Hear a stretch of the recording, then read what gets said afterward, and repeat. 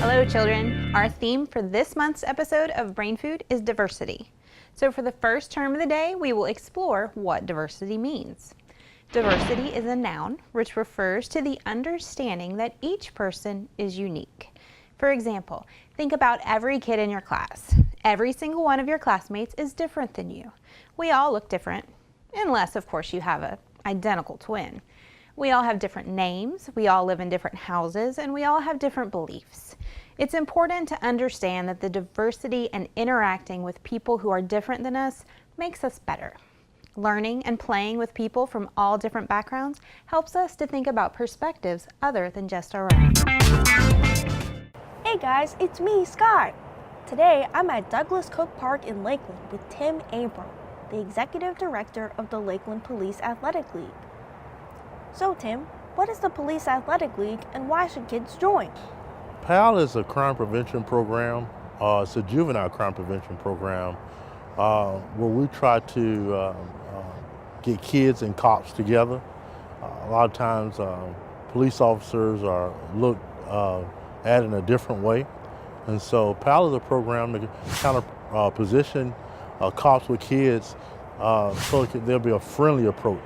And so, like I said, it's a crime prevention program where we serve kids ages 4 through 18, and it's a real good program for latchkey kids who parents work 2 jobs or not available doing after school.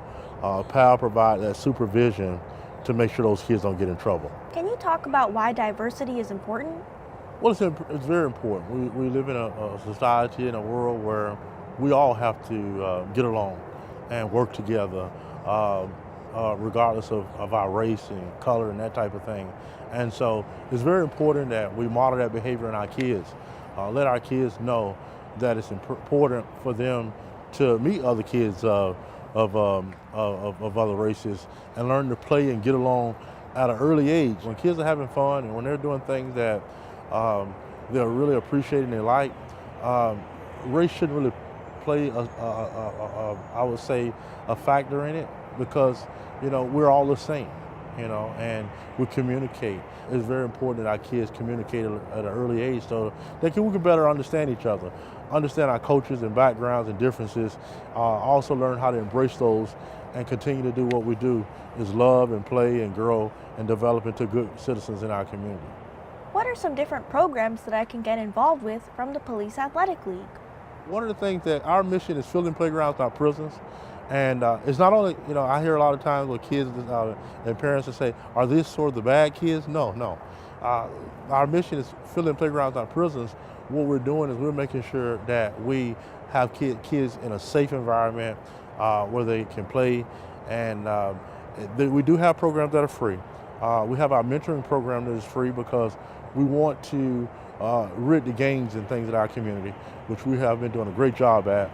So our mentoring program is from kids ages 12 through 18, where they do community service projects. They visit colleges and things of that nature. And they do a whole lot of life skills training. So that's a free program. Also, we do have scholarships for parents who cannot afford our programs. We do have a scholarship. It's a process where they fill out and they have to give us information about their financial status and things of that nature.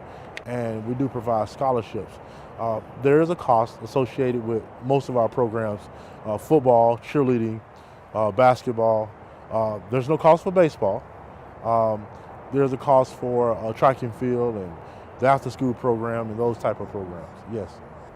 PAL sounds really fun and I would like to join. How can my parents sign me up? What the parents should do is they should either visit our website. You can visit us at www.lakelandpal.com, or you could call us at 863-834-2556. And we'll have somebody there to help you and to kind of steer you in the right direction, to fill out the registration forms, to get your kids acclimated to our program. Thank you so much for meeting me and teaching us about the Police Athletic League. It sounds like a lot of fun, and I can't wait to join with my friends from school. Well, thank you as well. It's always a privilege to talk about PAL and some of the wonderful things that we're doing, and I hope that more kids join And I really want to see more kids of diversity to join our program so that we can continue to flourish and be what a real community should be. And that's working together with love and play and happiness. Thank you so much. I'll see you next time. Bye.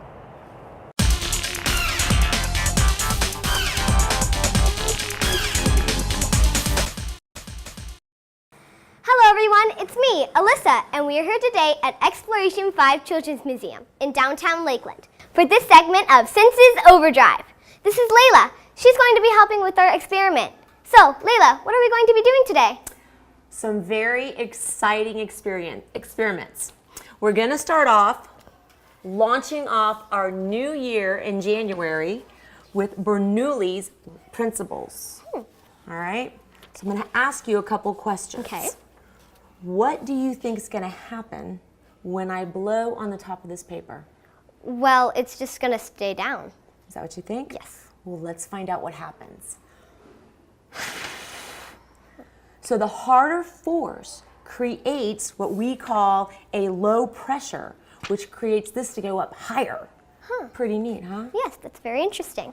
So next, we're going to do another one. I have two pieces of paper now, and I'm going to blow in the middle of both pieces. Tell me what you think is going to happen at this time. They're going to blow apart. Okay, well, let's see what happens. So the faster and the harder I blew, it made it stay together, which created the low pressure on the outside. It's very interesting, isn't it? Yes. All right, but in this museum, we like to launch off big in January. Okay. All right, so I am going to have you hold our Just like that? paint roller just like that. And we're gonna take this leaf blower. Okay. Now, since we already had those two experiments, what do you think is gonna happen with this? It's just going to fling out. That's right, but this time, like I said, we go big here. Okay. All right, so I'm gonna get behind you. All right, we ready? Yes. Woo! That's moving to the new year. That was cool. It's pretty fun, isn't it? Yes. Love doing that one. All right, so as we move on to our new year, we have what we call Literacy Month. And during that month, we have a book list. And what we want parents to do is write down their favorite child's book. And we are going to make a book list for that. And so we have 52 weeks in a year, right? Yes. And that way we have one book a week. And we're going to launch this new year off with Chicka chicka boom boom. Chicka Chicka Boom Boom. Okay. All right.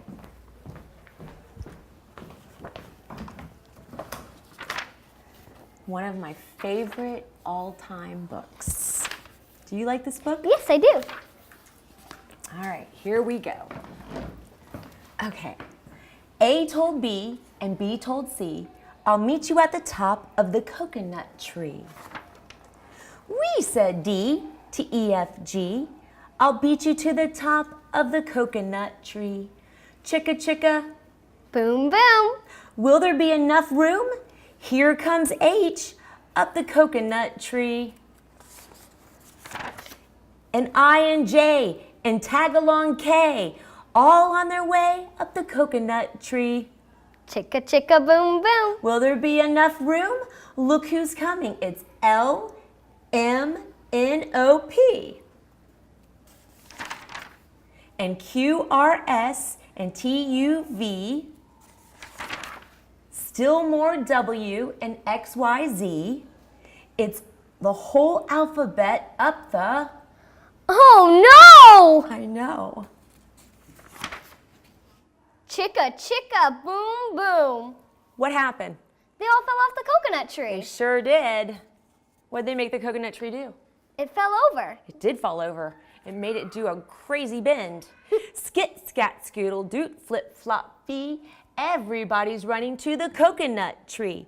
Mamas and papas and uncles and aunts hug their little dears, then dust their pants. Wow, thanks Layla. That was fun. If you want to get your senses into overdrive, come here to Exploration 5 Children's Museum in downtown Lakeland. Bye everyone, I'll see you again soon. Our next term of the day is courtesy. Courtesy is a noun which refers to the quality of being respectful and considerate of others. There are a variety of different ways to show courtesy toward your classmates. For example, if you're having a conversation with someone in your class, make sure to ask questions about the other person instead of always focusing on yourself. Another way to show courtesy is by making sure that you don't embarrass or make fun of someone else just because they might do something different than you do. To put it simply, showing courtesy is just another way of being kind. Welcome to Story Time. Today's story is Choosing Your Pack. Let's get started, shall we? Dash was a German Shepherd puppy who lived on a farm with his mother and 4 brothers and sisters. He was happy there until one day a strange young boy came and picked up Dash. He giggled as the little puppy squirmed to get free. "I want this one," said the little boy with excitement, "and I'm going to call him Shep." "All right," said the boy's father. "Put him down right quick and I'll go work things out." The little boy grinned from ear to ear and put Dash back with the other puppies before running off happily with his father. "My name is Dash," barked the angry little dog. Dash's mother came to his side and nuzzled him with her nose. "Son, we don't have much time, so listen carefully. This is your birth pack. We're all the same and we're family. But you're about to join another pack and things will be very different. Just remember this. Be open, choose well, and you'll be happy again." The young human boy raced over, picked up the little puppy and said, "Come on, Shep, we're going home." Dash struggled, but it did no good. Soon he was in a truck, watching the only family he'd ever known disappear from view as he was driven to a new and very strange place. The new farm looked and smelled very different from what Dash was used to. The little boy had Dash on a leash and pulled him up a short set of stairs to the front door. The light from the inside of the house was somewhat comforting, but when the door opened, hundreds of strange smells quickly made their way into the puppy's nose, and he became frightened. "Come on, Shep. Come on, boy," said the little boy, but the puppy wouldn't budge. The boy's father scooped up Dash and brought him in the house. "Don't worry, Bobby. He'll be running around with you soon enough. But for right now, we need to be slow and quiet around him, mindful of the fact that he's a little scared." Bobby nodded and then turned and ran towards the kitchen. The little boy soon returned with a small piece of cheese. He waved it under the dog's nose and smiled as its nose began to twitch. Dash opened his eyes and stared up at the little boy. "Go ahead," whispered Bobby. "You must be hungry." The little puppy hesitated, but cheese was a familiar smell, and in the end, his hungry stomach won the battle with his fearful heart. He gobbled up the piece of cheese and stared up at the boy once more. Then he closed his eyes and sighed as the boy scratched him softly behind the ears. The next morning, Dash ran with his new friend Bobby to the gate of the family farm, but was irritated when the boy walked through the gate, but wouldn't allow him to follow. "Hey!" Dash barked. "What about me?" "Sorry, Shep," said Bobby, shrugging his backpack up onto his shoulder. "I'll see you when I get back from school." Then a large yellow bus came around the corner, stopped in front of the house. Bobby got onto it, and the little dog watched as the bus drove away. Not happy with the way life was treating him, Dash threw himself on the ground with a loud grunt. "He'll be back before the sun goes down," said a strange voice from behind him. Dash jumped up quickly and turned around. "Who are you?" he barked. "I'm Daisy," the stranger answered, snorting and cocking her head to one side. As she did, a small bell on her collar jingled. Dash hunkered down. His nose twitched when he took in this strange new scent. "What are you?" he asked. "I'm a goat," said Daisy.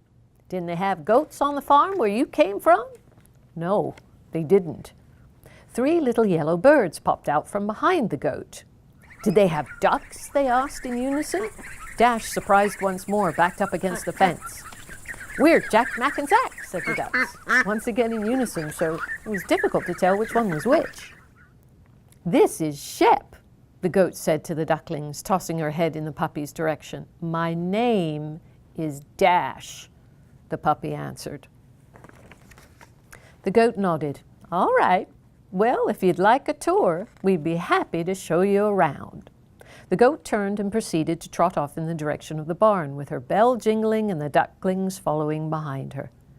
"This is the barn," said Daisy. "Jack, Mac, and Zach sleep in there with me. Oh, and we have a pig as well. And if you think I smell bad, wait until you get a nose full of tank."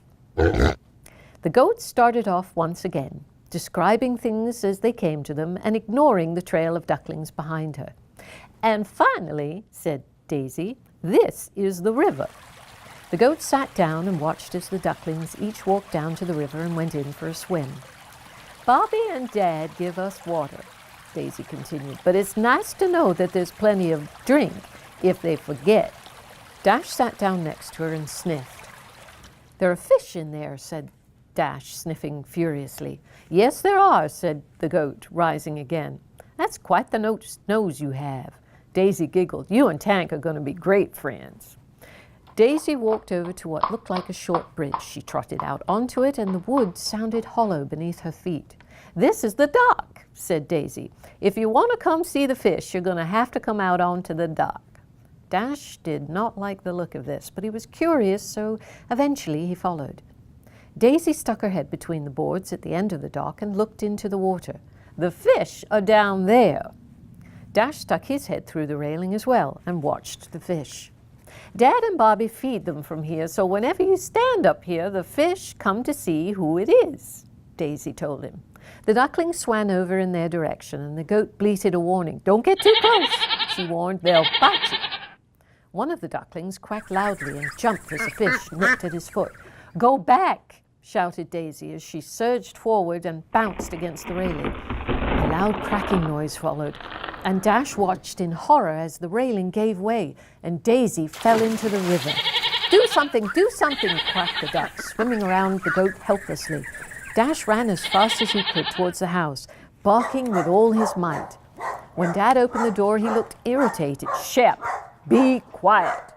But the little puppy didn't stand around to try and argue. He just ran back towards the river, out onto the dock, and without a moment's hesitation, jumped off and into the water with a huge splash. He looked around for his friend Daisy, but didn't see her. "She went under," screamed the ducklings, and without a thought, the puppy went under the water after her. He found her quickly and grabbed hold of her collar with his teeth and pulled with all his might. He managed to get her head above water, but she was too heavy to pull to shore. The little dog started to panic until he heard Dad jump into the water next to him. The man grabbed both the goat and the dog and pulled them to shore. Daisy was dripping wet and coughing up water. Dad got down on his knees and patted the puppy on the head. "Good boy, Shep, good boy. I'll go get some towels," Dad said as he ran off towards the barn. "Thank you, Dash," bleated the tired but grateful goat. "The name's Shep," the puppy replied, licking his new friend and laughing as each one of the ducklings jumped up and sat between them. Well now, that is how Shep found his new pack. Now you're going to go through life making all sorts of new friends. And when you do, make sure that they're friends of all shapes and sizes. Thank you for joining us for Story Time. Hey kids, welcome to this episode of Power Up. I'm on location here at Summerlin Academy in Bartow to learn about a unique sport all the way from Japan called Kendo. This is Maida Sensei. He's going to tell us all about it and what it is. Sensei, what is Kendo? Kendo is usually said the Japanese martial arts, but it's a part of the Japanese traditional culture and used for the education. Wow, so what does it entail? What do you use? We use bamboo sticks, and it is called shinai, and then gears, which is called bogu, and then the traditional clothes. So it's kind of like an art of sword fighting almost. Yes, sword fighting. Well, I don't like the sword fighting. Sword fighting sounds a little cheap, but... What's the most important principle about Kendo? most principle? That's a difficult question. Everybody thinks have their own way of kendo, but the kendo, like a kado, judo, sado, everything has a do is seeking the truth. So everybody is different, but the most important courtesy or principle is being honestly push yourself, I guess. Well, great. So what do we have to do next? How do we get started? We change the clothes. All right, let's do it. Okay.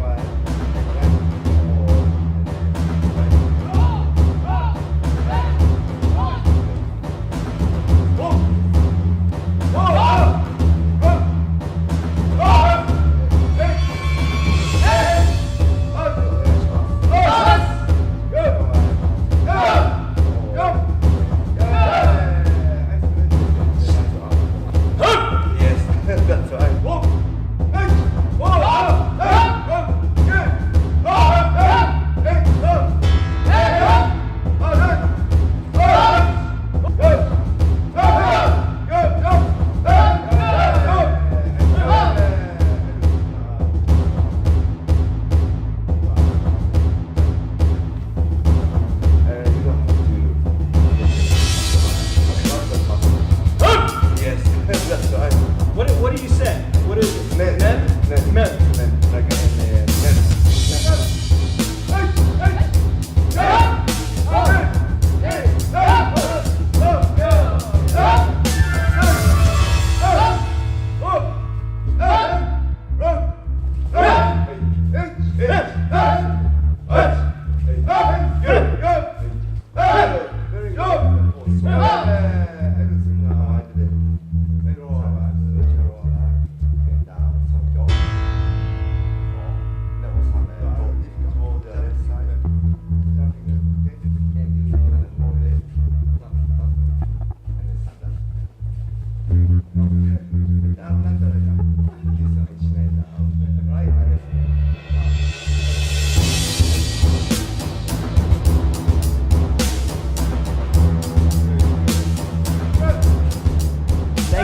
Sensei, that was really fun. I'm going to take a step back and watch some of your more experienced students practice their kendo, and then I'll come back and talk to you when we're finished.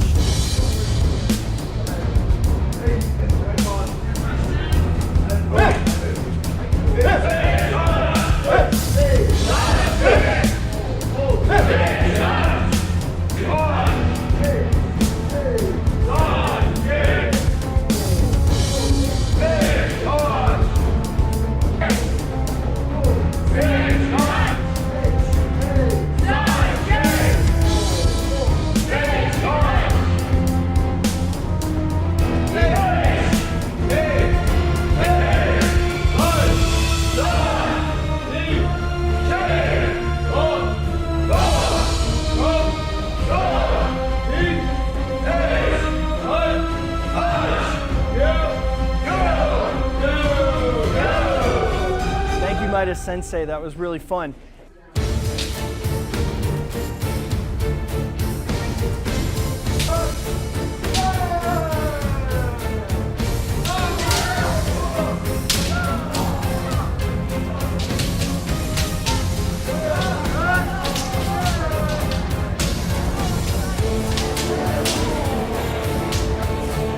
Wow, Sensei, that was amazing. And how do you say thank you in Japanese? Arigato. Arigato.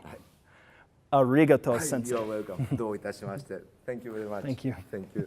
And I'll see you next time on Power Up.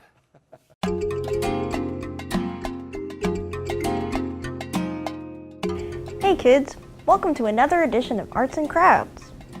This month, in honor of our theme of diversity, we're learning about Chinese New Year, a holiday celebrated by millions of people all over the world. Chinese New Year is a festival that celebrates the beginning of the year on the traditional Chinese calendar. This year it falls on Tuesday, February 5th. The new year signifies the beginning and celebration of spring, which means a new growing season.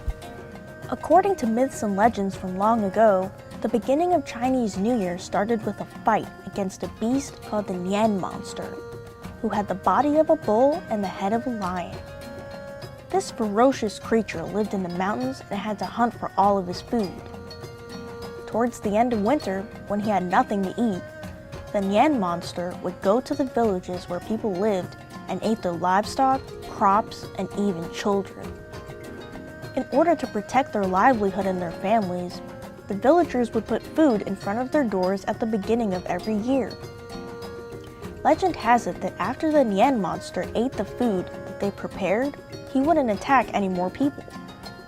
Over time, the villagers learned that the Nian monster was afraid of three things: the color red, fire, and noise. So every New Year, they would hang red lanterns and scrolls on windows and doors. They also used firecrackers to scare away the monster. From then on, the Nian monster never came to the village again. The ritual of celebrating the New Year with firecrackers, noise, and the color red has passed down from generation to generation and continues to be tradition to this very day. Other customs and traditions of the Chinese New Year include honoring one's elders, gathering the family for an annual reunion dinner, and cleaning the house from top to bottom to make way for incoming good luck. According to the Chinese zodiac, the year of 2019 will be the year of the pig. A pig represents luck, good fortune, wealth, honesty, and prosperity. So for our craft of the day, we will be learning how to write the symbol for Zhu, or pig, using Chinese calligraphy, an art form that's between 4,000 and 5,000 years old. Calligraphy is the practice of writing in an artistically beautiful way. In traditional China, this visual art form was prized above all others. In order to do this craft along with me, you will need some paper, a paintbrush, and some black paint.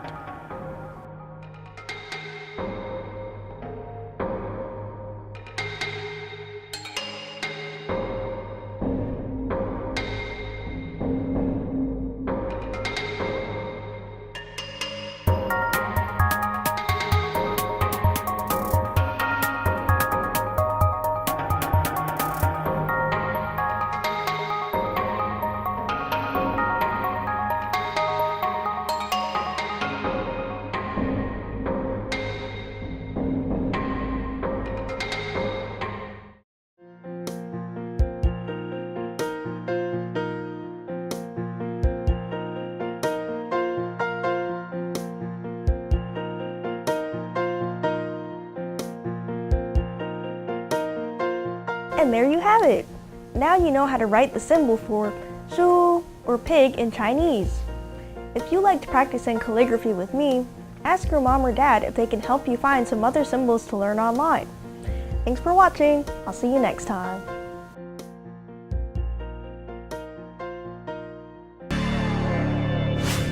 I hope you've enjoyed and learned about some new perspectives during our diversity-themed episode of Brain Food. Our last term of the day is unity. Unity is a noun which refers to having the same goals, ideas, and principles. The word unity should sound familiar to you because it also refers to our nation, the United States of America. Although we all come from diverse backgrounds, the people of the United States all live in harmony. We all follow the same laws and we all agree to the same Constitution. That's why, despite our differences, we all work together to live in peace. Thank you for joining me, and I'll see you next time for more terminology.